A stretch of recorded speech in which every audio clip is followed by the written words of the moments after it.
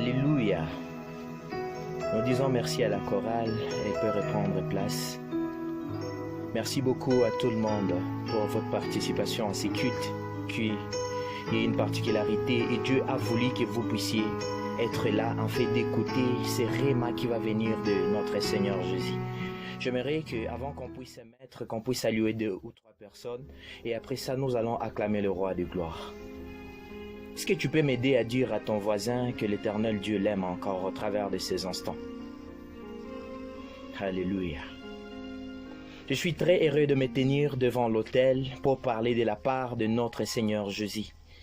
Vous savez, moi j'aime toujours dire, dormir, se réveiller, ce n'est pas habituel. Mais quand vous trouvez la faveur, que Dieu vous fasse grâce de dormir et de vous réveiller le matin étant en bonne et due forme, ne manquez toujours pas de mots pour lui dire merci.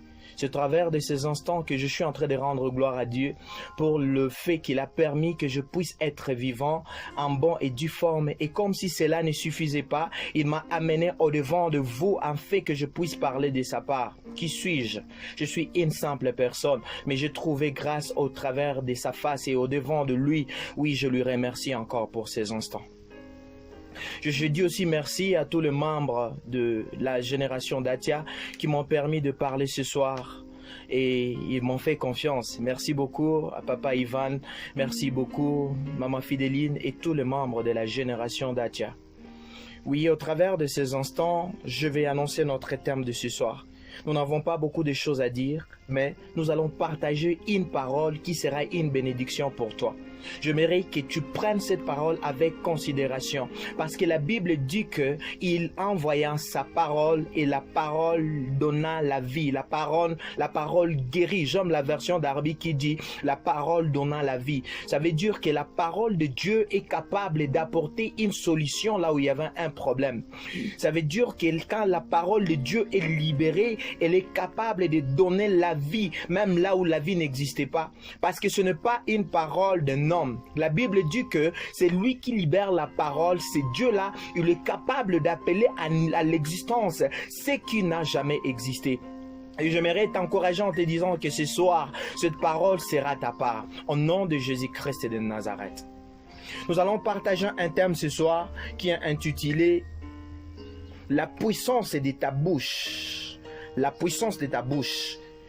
Ta bouche est ton oreille comme source de ton bonheur. Waouh! Ta bouche est ton oreille comme source de ton bonheur. Bien-aimé, ce thème est tellement intéressant que même lorsque moi-même j'essaie un peu de réfléchir et de méditer sur, je me suis dit qu'il y a des choses que j'ignorais encore. Et j'aimerais que ce soir, tu puisses découvrir que tu as des grandes armes sur toi qui sont capables de t'apporter le bonheur. Et dans notre thème, la première chose qu'on nous dit, c'est celle qu'on appelle la bouche. Et la deuxième chose, c'est l'oreille. Nous n'allons pas tarder avant de passer dans le vif de nos choses. Nous allons lire deux passages bibliques de la part de notre Seigneur. J'aimerais que nous puissions honorer la parole de Dieu et que nous puissions ouvrir nos Bibles. Nous sommes à notre premier verset. Nous sommes dans le livre de Genèse. Au 3e chapitre et au 20e verset, nous allons lire de la part de notre Seigneur Jésus. La Bible déclare: Adam donna à sa femme le nom d'Ève. Car elle a été la mère de tout le vivant. Adam donna à sa femme le nom Ève. Si c'est votre Bible, vous pouvez souligner le mot Ève. Sans pourtant tarder, nous allons lire notre deuxième lecture. Nous sommes toujours dans le livre de Genèse, mais nous lisons le 2e chapitre et du 8e verset au 20e. Oui, vous pouvez ouvrir votre Bible aussi. Nous allons lire de la part de notre Seigneur. L'Éternel Dieu dit: Il n'est pas bon que l'homme soit seul. Je lui ferai une aide semblable à lui. Je lui ferai une aide semblable à lui. Et pour finir, nous allons lire notre 3e lecture. Nous sommes dans le livre de 1er Samuel, 3e chapitre, et nous allons lire le verset 3 jusqu'au 10e. La Bible dit, je répète, nous sommes dans 3 Samuel, 3e chapitre, nous sommes dans 1 Samuel, 3e chapitre, verset 3 jusqu'au 10e. Ma Bible dit ceci. La lampe de Dieu n'était pas encore éteinte et Samuel était couché dans les temples de l'Éternel, où était l'arche de Dieu. Alors l'Éternel appela Samuel, il répondit, « Me voici. » Et il courut vers Élie et dit, « Me voici, car tu m'as appelé. » Élie répondit, « Je n'ai point appelé. Je n'ai point appelé. Retourne te coucher. » Et il alla se coucher. 6. L'Éternel appela de nouveau Samuel. Et Samuel se leva, alla vers Élie et dit, « Me voici, car tu m'as appelé. » Élie répondit, « Je n'ai point appelé. Mon fils, retourne te coucher. » 7. Samuel ne connaissait pas encore l'Éternel, et la parole de l'Éternel ne lui avait pas encore été révélée.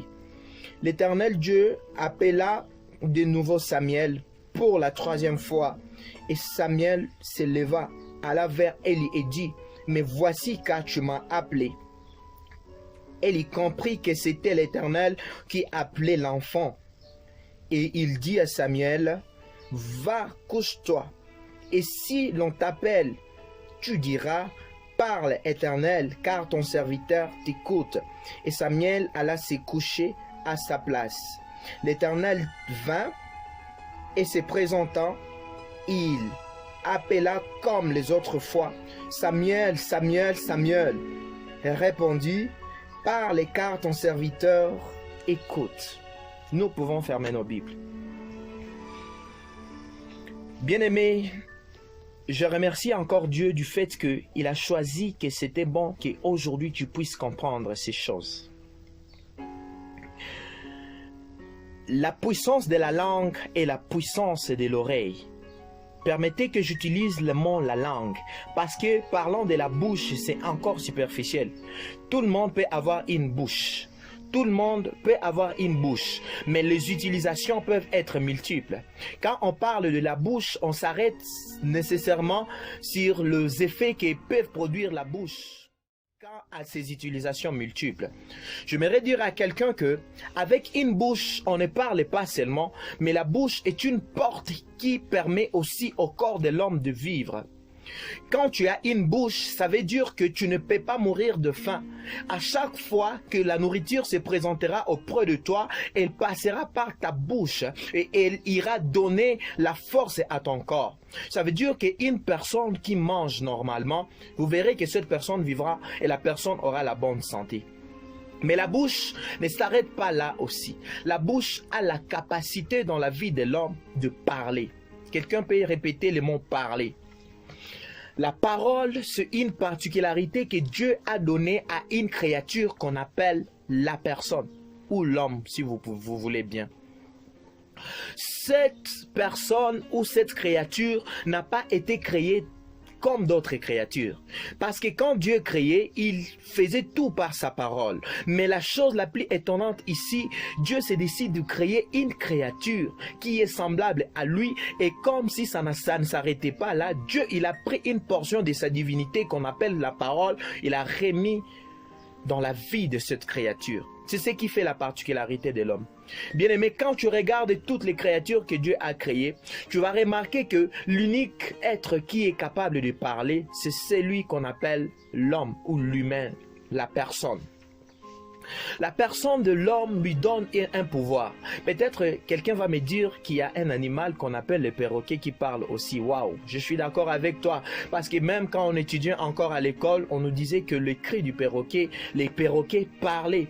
Mais je vais te dire ce soir que Dieu, il a créé aussi les perroquets avec un pouvoir d'imiter l'homme. Et vous verrez que même lorsqu'il s'agit du perroquet, l'homme est sensible et différemment d'autres créatures. Regarde la façon dont l'homme traite son perroquet, la façon dont le perroquet trouve la grâce auprès de l'homme seulement parce qu'il réussit à l'imiter. Vous verrez que le perroquet ne mange pas n'importe quelle nourriture.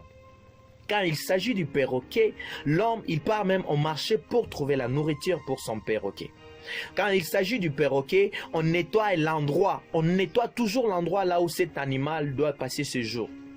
Vous savez, et même pour ce qui concerne comment on appelle l'habitation du perroquet, c'est bien fait et bien tapé. Et ce n'est pas un animal qui vit derrière la maison. On lui donne toujours la place d'honneur au devant du salon, dans les balcons, afin que tout visiteur qui peut arriver puisse remarquer qu'il y a un perroquet. Et ça, c'est la grâce que l'animal trouve auprès de l'homme parce que l'animal l'imite seulement à cause de l'imitation.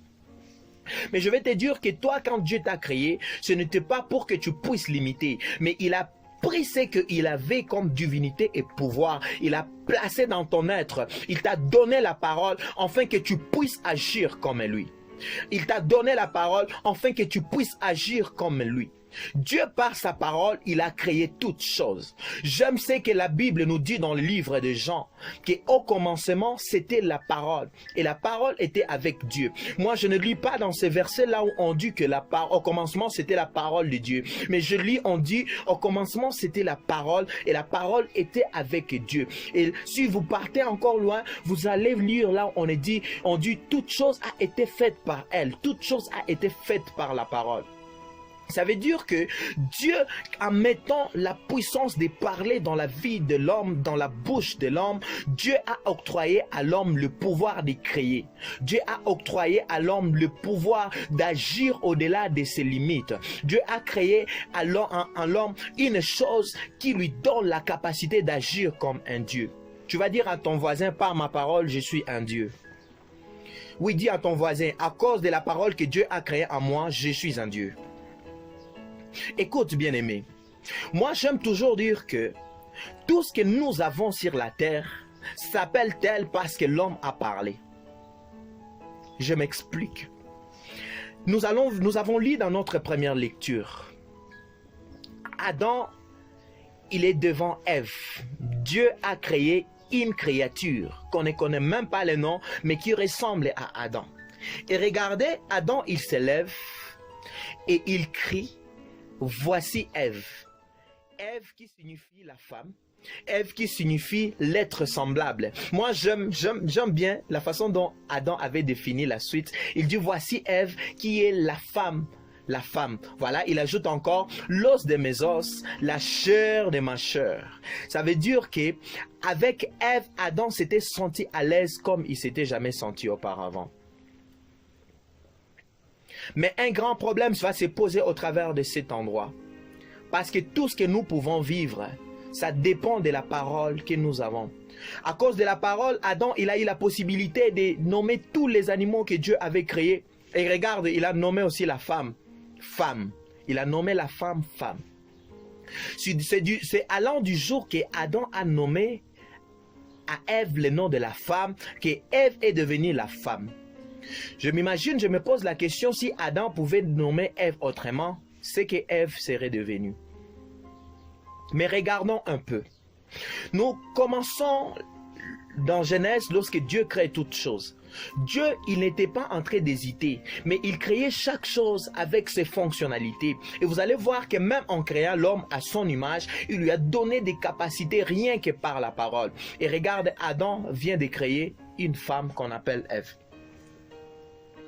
Allons dans notre deuxième lecture. Là, nous sommes toujours dans Genèse, mais là, c'est au deuxième chapitre, 18-20. Adam considère Ève comme son semblable. Son semblable, ça veut dire une personne comme moi. Et c'est là que se posent les premiers problèmes dans les langages. Bien-aimé, n'aie pas l'habitude de nommer les choses telles que tu les sens dans toi. N'aie pas l'habitude de nommer les choses telles que tu sens tes désirs. Beaucoup de personnes ont échoué dans la vie parce que lorsqu'ils se retrouvaient devant des défis, des temps difficiles, ils ne savaient pas comment nommer les choses qui se présentaient au devant d'eux. Je veux dire que le problème au travers duquel tu traverses aujourd'hui, le problème qui est en train de frapper ta vie, le fléau qui est en train de frapper la vie humaine, c'est parce que c'est nous qui avons pris la décision de nommer ces choses comme telles. Écoutez, bien-aimés, Nous sommes frappés aujourd'hui par un fléau dans le monde qu'on appelle coronavirus. Je suis d'accord que c'est un problème qui frappe l'humanité. Mais si coronavirus est appelé coronavirus et agit comme coronavirus, c'est parce que l'homme, dans son humanité, il a nommé cette chose coronavirus. Combien de maladies se sont présentées dans la vie de l'homme et il a trouvé des solutions. Mais regarde, cette chose est en train de ravager la population mondiale, parce que nous l'avons appelé ainsi et nous l'avons donné le pouvoir de tuer. Tant que nous n'aurons pas reçu la révélation de Dieu, tant que cette révélation ne va pas entrer dans nous, que nous puissions changer la façon d'appeler cette chose, alors aucune chose ne se passera comme solution.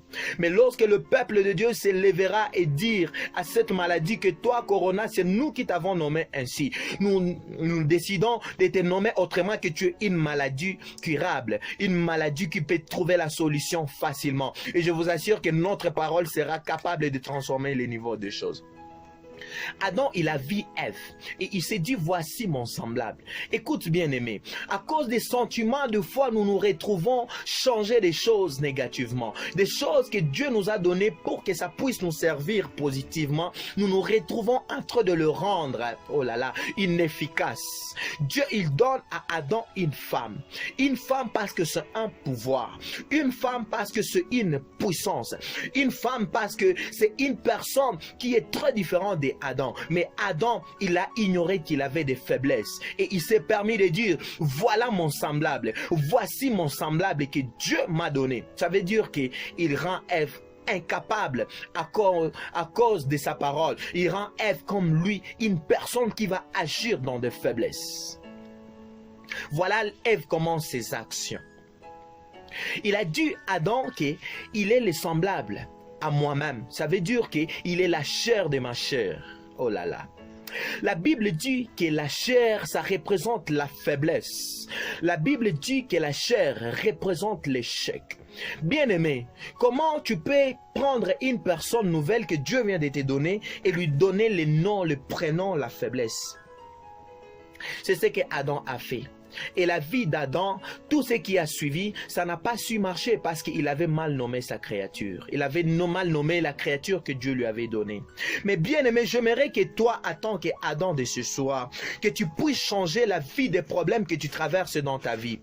Adam, ce qui lui dérangeait, il avait un problème parce qu'il regardait les animaux et il était content de voir une chèvre qui marchait avec un bouc. Son problème, c'était psychologique et il avait seulement besoin d'avoir une femme. Et regarde, lorsque Ève est venue dans sa vie, il a cru que le grand problème qu'il avait, c'était seulement d'avoir une femme. Mais il a oublié que Ève a été créée avec une nature d'aide. Alors lui, il devait confesser autre chose. Si Adam pouvait dire que voici, par exemple, je me réforme selon moi, s'il pouvait dire, voici la personne qui sera la force à mes faiblesses. Waouh! Je me demande combien de fois Adam pouvait tomber dans des erreurs. Ça n'allait jamais arriver. Parce qu'à chaque fois qu'Adam allait se retrouver dans la faiblesse, Ève devait être la solution. Et nous devons changer la façon de nommer. Maman, quand tu portes tes enfants dans les ventres, change ta façon de les appeler. Avant même que l'enfant ne puisse venir au monde, dis-toi que cet enfant sera une bénédiction. Ne dis pas que cet enfant, parce que la grossesse me dérange, sera un problème. Ces choses risqueraient de porter corps dans sa vie et lui apporter des problèmes. Nous devons changer notre façon de voir les choses, notre façon de comprendre tout ce que nous avons par notre parole. Quand la Bible dit que toute chose a été faite par la parole, ça veut dire qu'à partir de cet instant, tu as la capacité de t'élever et de changer l'état de toutes les choses, de changer toutes les circonstances dans ta vie par ta parole. Il suffit juste que tu puisses avoir la révélation. Dans le livre de Samuel 3, nous avons lu une personne qui a été consacrée depuis sa jeunesse. Vous connaissez bien l'histoire de cette personne qu'on appelle Samuel. C'est un enfant qui est venu d'une famille là où le père était polygame. Il avait 2 femmes. Le père, il s'appelait Elikan. Et sa première femme s'appelait Anna. La deuxième s'appelait Pénina. Pénina, c'est la femme qui dans un premier temps, elle avait des enfants, mais elle vivait bien avec son mari.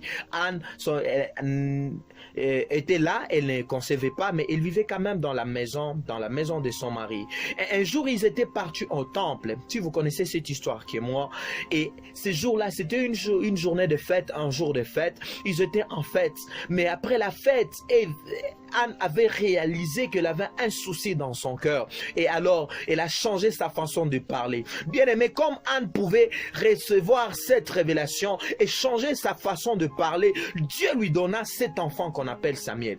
Tant que Anne pouvait vivre, alors qu'elle n'avait pas encore pris conscience que par sa parole, elle pouvait faire quelque chose, aucun changement ne s'était présenté dans sa vie.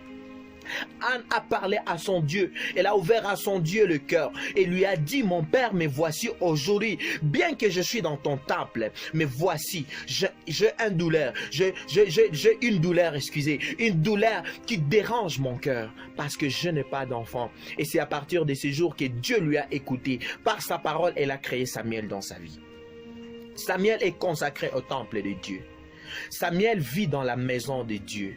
Comme je disais toujours, Adam avait un problème majeur qui dérangeait son cœur, qui était Ève. Samuel va être frappé par le même problème. Samuel, il est consacré dans la maison de Dieu. Je vais dire à quelqu'un, ce n'est pas le fait de partir à l'église tous les jours qui fera de toi un chrétien. Je vais dire à quelqu'un, ce n'est pas le fait de donner des offrandes ou de te donner à l'œuvre de Dieu, d'être chantre ou dans quel autre ministère dans l'église qui te donne la capacité d'être un enfant de Dieu. Mais un enfant de Dieu, c'est celui qui est capable d'écouter la voix de Dieu. Écoute, quand tu écoutes la voix de Dieu, ça te ramène dans une autre dimension de spiritualité qui va te ramener à agir comme Dieu te dit. Il te sera toujours difficile de marcher selon la volonté de Dieu alors que tu ne l'as pas encore écouté.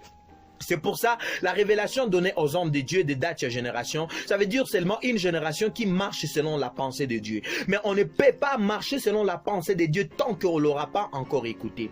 C'est pour ça, vous verrez que Samuel pouvait demeurer même dans les temples. Mais à aucun jour, Samuel a entendu Dieu parler. Et pourtant, il était là et il s'est couché près de l'arche de l'alliance. Mais maintes fois Dieu lui parlait, il n'avait pas l'écoute. Aujourd'hui, je vais t'amener dans une autre dimension, afin que tu puisses apprendre à écouter comme Dieu veut que tu écoutes, afin que lorsque tu auras écouté, que par ta parole, tu arrives aussi, tu parviennes aussi à créer des choses. Alléluia. Oui, nous sommes dans la vie de notre frère Samuel. La Bible dit que ce jour-là, c'est le jour que Samuel se rendit compte qu'il y a une voix qui l'appelait. Et la voix l'a appelé à 3 reprises. La Bible dit la première fois, la voix appelle et lui, il est parti voir son maître. De la même façon pour la deuxième fois. Qu'est-ce que je veux dire par là? Adam a eu un problème parce que ce qui dérangeait son cœur, c'était qu'il avait besoin d'une personne qui jouerait le rôle de la femme. Alors Dieu lui a donné ça, mais par la suite, il n'a pas su gérer sa parole. C'est ce qui se passe aussi ici dans la vie de notre frère. Le grand besoin de Samuel, c'est de ressembler à son maître parce qu'il veut être un modèle comme son maître l'a toujours été. Il a été encadré par celui-là. Alors son plus grand rêve, il veut être comme son maître. Et regarde, à cause de ça, plusieurs fois Dieu l'a appelé. Il n'a pas su écouter parce que ce qui était dans son cœur, c'était son maître. Regarde, Samuel, il a raté l'appel de Dieu plusieurs fois.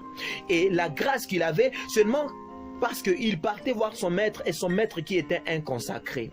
À cause de la consécration de son maître, il a eu une voix audible et son maître qui lui a interprété la voix. Mais malheureusement, la troisième fois qu'il va lui dire, c'est Dieu qui t'appelle. Bien-aimés, nous faisons face aux problèmes dans la vie, nous ne savons pas trouver la solution parce que nous ne savons pas écouter la voix de Dieu. Nous n'avons pas encore l'oreille qui sait s'ouvrir pour entendre la voix de Dieu. Bien-aimé, toutes les fois que tu traverses des temps difficiles dans ta vie, ton Dieu te parle certainement. Mais le souci, ce qui fait que tu ne puisses pas recevoir ce que Dieu veut de toi ou entendre pour trouver une voie de solution, c'est parce que tu places plutôt ton besoin au devant que la volonté de Dieu, que écouter ce que Dieu te dit. Combien de fois Dieu nous a apporté près de solutions, mais au lieu de suivre la voie qu'il nous montrait, nous nous sommes précipités plus vers ce qu'on cherchait. Alors Samuel pensait toujours que son maître, c'était lui qui allait lui montrer la voie. Et pourtant, ce jour-là, Dieu s'était décidé de se révéler à lui-même. Bien-aimé, aujourd'hui, après cette parole, j'aimerais te dire que tu ne seras pas obligé d'aller voir un homme de Dieu, mais Dieu va se révéler à toi comme il s'était révélé à Samuel, seulement si tu changes ta façon de l'écouter. Et aujourd'hui, j'aimerais t'amener dans une dimension où tu vas prendre tes besoins, les mettre à la deuxième position et que Dieu t'octroie la puissance d'écoute et que tu écoutes sa voix telle qu'il te dira et lorsque tu suivras ses instructions, il te ramènera à la gloire. Alléluia. Samuel, il a écouté son maître. Il a écouté aussi Dieu. Mais ce jour, quand il a compris que la voix de Dieu était différente de la voix de son maître, Dieu lui a ouvert une nouvelle porte. Écoutez, tant que tu continueras à écouter ta volonté, tu n'auras jamais l'écoute de la voix de Dieu. Et la volonté de l'homme ne lui amène jamais à la solution. Tu ne peux pas écouter la voix de l'homme et la voix de Dieu à la fois. Non, Samuel a arrêté d'écouter la voix d'Élie, alors Dieu s'est révélé à lui. Vous savez pourquoi? Parce que Dieu dit dans sa parole, il ne partage jamais sa gloire avec une personne. Cette gloire qui était partagée entre Élie et Dieu a fait que Dieu puisse céder tout à Élie. Et par la suite, Samuel a raté. Mais le jour que Samuel s'est décidé d'écouter seulement Dieu, regardez, il a élevé. Écoutez bien aimé, à cause de l'écoute que Samuel a trouvée de la part de Dieu, je lis dans la suite de la Bible, Samuel qui a été choisi par Dieu, qui va aller bénir les enfants de Jessé. Jessé, si vous connaissez Jessé, il est le père de David. Il part dans la maison de Jessé pour bénir. Je ne vais pas dire, ça c'est une leçon qu'on étudiera une autre fois. C'est la puissance que Dieu lui a octroyée qui lui a permis d'aller bénir.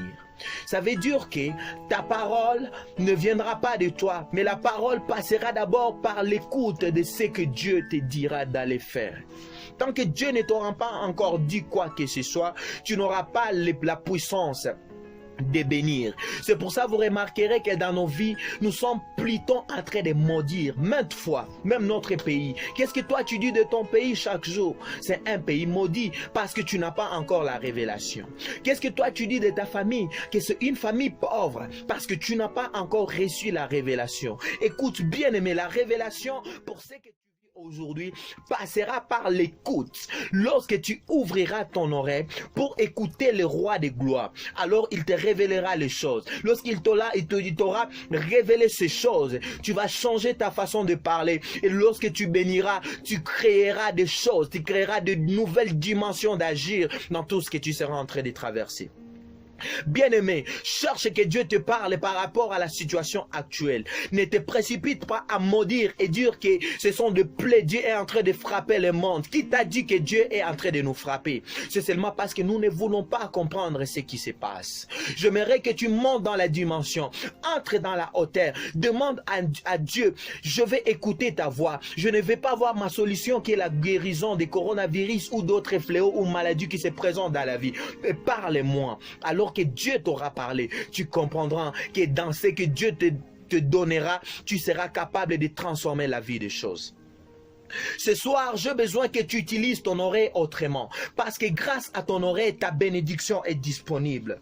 Ce soir, j'aimerais que tu utilises ton oreille autrement. Parce que le bonheur de la vie humaine, de la population sur la terre, dépend de ce que tu vas écouter. De la révélation que tu vas écouter. Arrête d'écouter ce que les hommes disent. Ils ont dit que la maladie a envahi. Et ils ont dit encore qu'il y a un autre virus qui est apparu. Écoute, arrête d'écouter les hommes.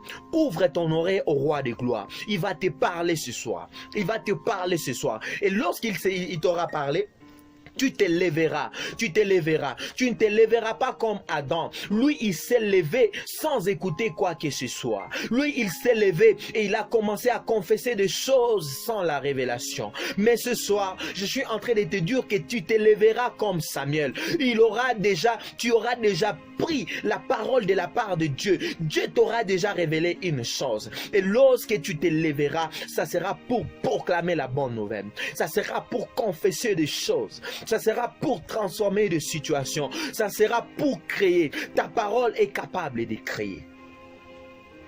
Ta bouche est ton oreille, source de ton bonheur.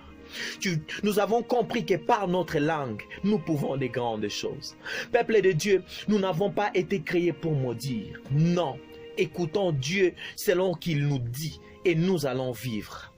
Suivons les indices selon que Dieu nous les montre. Il peut nous parler par songe. Suivons ce qu'il nous dit et nous allons transformer les situations. Bien-aimé, je sais que tu as traversé tant de problèmes dans ta vie. Au travers de ces instants, j'aimerais juste que nous puissions prier ensemble. Au travers de ces instants, j'aimerais juste que nous puissions prier ensemble. Nous allons plier nos têtes. Dans la prière, nous allons répéter ensemble. Seigneur Jésus, nous nous reconnaissons faibles. Parce que nous n'avons pas été sensibles à ta voix.